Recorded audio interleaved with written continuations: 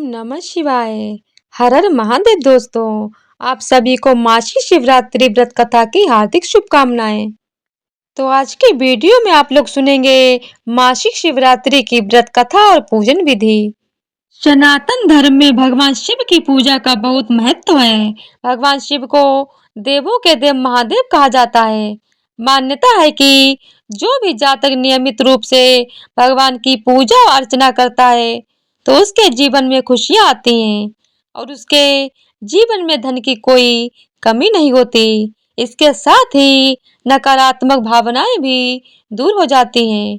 भगवान शिव को प्रसन्न करने के लिए हर साल महाशिवरात्रि का पर्व मनाया जाता है। इसके अलावा हर महीने कृष्ण पक्ष की चतुर्दशी तिथि को मासिक शिवरात्रि भी मनाई जाती है। इस दिन लोग व्रत रखते हैं और भगवान शिव की पूजा करते हैं। तो इस बार 29 नवंबर 2024 को मासिक शिवरात्रि मनाई जाएगी। मासिक शिवरात्रि पूजा विधि। मासिक शिवरात्रि के दिन सुबह जल्दी उठकर नहा लें। उसके बाद साफ कपड़े धारण करें। इस दिन हरे या सफेद रंग के कपड़े पहनना शुभ माना जाता है। इसके बाद भगवान शिव का ध्यान करते हुए व्रत का संकल्प लें। भगवान शिव की पूजा करें। शिवलिंग पर गंगा जल, दूध, दही, शहद और बेलपत्र चढ़ाएं। शिव जी के मंत्रों का जाप करें। दीपक जलाकर शिव जी की आरती करें। उन्हें भोग चढ़ाएं। फिर रात को भजन कीर्तन करें और शिव जी का ध्यान लगाएं। मान्यता है कि मासिक शिवरात्रि का व्रत रखने से भगवान शिव की कृपा मिलती है। यह व्रत मन को शांत करता है और जीवन की समस्याओं को दूर करने में मदद करता है। मासिक शिवरात्रि पर पढ़ी जाने वाली यह पौराणिक कथा। धार्मिक पौराणिक कथा के अनुसार चित्रभानु नामक एक शिकारी था। जानवरों की हत्या करके वह अपने परिवार को पालता था। वह एक साहूकार का कर्जदार था, लेकिन उसका ऋण समय पर ना चुका सका। क्रोधित साहूकार ने शिकारी को शिव मठ में बंदी बना लिया। संयोग से उस दिन शिवरात्रि थी। शिकारी ध्यान मग्न होकर शिव संबंधी धार्मिक बातें सुनता रहा। चतुर्दशी को उसने शिवरात्रि की कथा सुनी। शाम होते ही साहूकार ने उसे अपने पास बुलाया और ऋण चुकाने के विषय में बात की। शिकारी अगले दिन सारा ऋण लौटा देने का वचन देकर बंधन से छूट गया। अपनी दिनचर्या की भांति वह जंगल में शिकार के लिए निकला, लेकिन दिन भर बंदी गृह में रहने के कारण भूख प्यास से व्याकुल था। शिकार खोजता हुआ वह बहुत दूर निकल गया। जब अंधकार हो गया तो उसने विचार किया कि रात जंगल में ही बितानी पड़ेगी। वह वन एक तालाब के किनारे एक बेल के पेड़ पर चढ़कर रात बीतने का इंतजार करने लगा। बल्ब वृक्ष के नीचे शिवलिंग था, जो बेल पत्रों से ढका हुआ था। शिकारी को उसका पता न चला। पड़ाव बनाते समय उसने जो टहनियां तोड़ी वे संयोग से शिवलिंग पर गिरती चली गईं। इस प्रकार दिन भर भूखे प्यासे शिकारी का व्रत भी हो गया और शिवलिंग पर बेलपत्र भी चढ़ गए। एक पहर रात्रि बीत जाने पर एक गर्भणी हिरणी तालाब पर पानी पीने पहुंची। शिकारी ने धनुष पर तीर चढ़ाकर ज्यों ही प्रत्यंचा खींची, हिरणी बोली, मैं गर्भवती हूँ, शीघ्र ही प्रसव करूंगी। तुम एक साथ दो जीवों की हत्या करोगे, जो ठीक नहीं है। मैं बच्चे को जन्म देकर शीघ्र ही तुम्हारे समक्ष प्रस्तुत हो जाऊंगी, तब मार लेना। शिकारी ने प्रत्यंचा ढीली कर दी और हिरनी जंगली झाड़ियों में लुप्त हो गई। प्रत्यंचा चढ़ाने तथा ढीली करने के वक्त कुछ बेलपत्र अनायास ही टूटकर शिवलिंग पर गिर गए।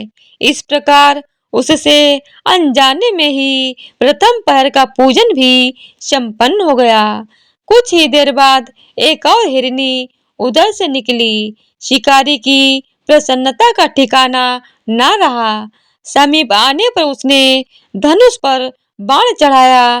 तब उसे देख हिरनी ने विनम्रता पूर्वक निवेदन किया, हे शिकारी, मैं थोड़ी देर पहले ऋतु से निवृत्त हुई हूँ। कामातुर बिरहड़ी हूँ, अपने प्रिय की खोज में भटक रही हूँ। मैं अपने पति से मिलकर शीघ्र ही तुम्हारे पास आ जाऊंगी। शिकारी ने उसे भी जाने दिया। 2 बार शिकार को खोकर उसका माथा ठनका। वह चिंता में पड़ गया। रात्रि का आखिरी पहर बीत रहा था। इस बार भी धनुष से लगकर कुछ बेलपत्र शिवलिंग पर जा गिरे तथा दूसरे पहर का भी पूजन संपन्न हो गया। तभी एक अन्य हिरणी अपने बच्चों के साथ उधर से निकली। शिकारी के लिए यह स्वर्णिम अवसर था। उसने धनुष पर तीर चढ़ाने में देर नहीं लगाई। वह तीर छोड़ने ही वाला था कि हिरनी बोली, हे शिकारी, मैं इन बच्चों को इनके पिता के हवाले करके लौट आऊंगी। इस समय मुझे मारो मत। शिकारी हंसा और बोला, सामने आए शिकार को छोड़ दूं? मैं ऐसा मूर्ख नहीं हूँ। इससे पहले मैं 2 बार अपना शिकार खो चुका हूँ। मेरे बच्चे भूख प्यास से व्यग्र हो रहे होंगे। उत्तर में हिरनी ने कहा, जैसे तुम्हें अपने बच्चों की ममता सता रही है, ठीक वैसे ही मुझे भी। हे शिकारी, मेरा विश्वास करो, मैं इन्हें इनके पिता के पास छोड़कर तुरंत लौटने की प्रतिज्ञा करती हूँ। हिरनी का दुख भरा स्वर सुनकर शिकारी को उस पर दया आ गई। उसने उस मृगी को भी जाने दिया। शिकार के अभाव में तथा भूख प्यास से व्याकुल शिकारी अनजाने में ही बेल वृक्ष पर बैठा बेल पत्र तोड़ तोड़ कर नीचे फेंकता जा रहा था। पाँव फटने को हुई तो एक हष्ट पुष्ट मृग उसी रास्ते पर आया। शिकारी ने सोच लिया कि इसका शिकार वह अवश्य करेगा। शिकारी की तनी प्रतंचा देखकर मृग विनीत स्वर से बोला, हे शिकारी, यदि तुमने मुझसे पूर्व आने वाली 3 मृगियों तथा छोटे छोटे बच्चों को मार डाला है तो मुझे भी मारने में विलंब ना करो, ताकि मुझे उनके वियोग में एक क्षण भी दुख सहना ना पड़े। मैं उन हिरनियों का पति हूँ। यदि तुमने उन्हें जीवन दान दिया है तो मुझे भी कुछ क्षण का जीवन देने की कृपा करो। मैं उनसे मिलकर तुम्हारे समक्ष उपस्थित हो जाऊंगा। मृग की बात सुनते ही शिकारी के सामने पूरी रात का घटना चक्र घूम गया। उसने सारी कथा मृग को सुना दी। तब मृग ने कहा, मेरी तीनों पत्नियां जिस प्रकार प्रतिज्ञाबद्ध होकर गई हैं, मेरी मृत्यु से अपने धर्म का पालन नहीं कर पाएंगी। अतः जैसे तुमने उन्हें विश्वास पात्र मानकर छोड़ा है, वैसे ही मुझे भी जाने दो। मैं उन सब के साथ तुम्हारे सामने शीघ्र ही उपस्थित हो जाऊंगा। शिकारी ने उसे भी जाने दिया। इस प्रकार प्रातः हो आई। उपवास, रात्रि जागरण तथा शिवलिंग पर बेलपत्र चढ़ने से अनजाने में ही पर शिवरात्रि की पूजा पूर्ण हो गई। पर अनजाने में की हुई पूजन का परिणाम उसे तत्काल मिला। शिकारी का हिंसक हृदय निर्मल हो गया। उसमें भगवत शक्ति का वास हो गया। थोड़ी ही देर बाद वह मृग सपरिवार शिकार के समक्ष उपस्थित हो गया ताकि वह उनका शिकार कर सके। किंतु जंगली पशुओं की ऐसी सत्यता, सात्विकता एवं सामूहिक प्रेम भावना देखकर शिकारी को बड़ी ग्लानि हुई। उसने मृग परिवार को जीवन दान दे दिया। अनजाने में शिवरात्रि के व्रत का पालन करने पर शिकारी को मोक्ष और शिवलोक की प्राप्ति हुई। तो इसी तरह से मासिक शिवरात्रि व्रत कथा संपूर्ण होती है। बोलिए उमापति शंकर भगवान की जय हो। हर हर महादेव। ओम नमः शिवाय। तो आज की वीडियो अगर आप लोगों को पसंद आई हो तो वीडियो को लाइक शेयर और चैनल को सब्सक्राइब कर दीजिएगा। धन्यवाद।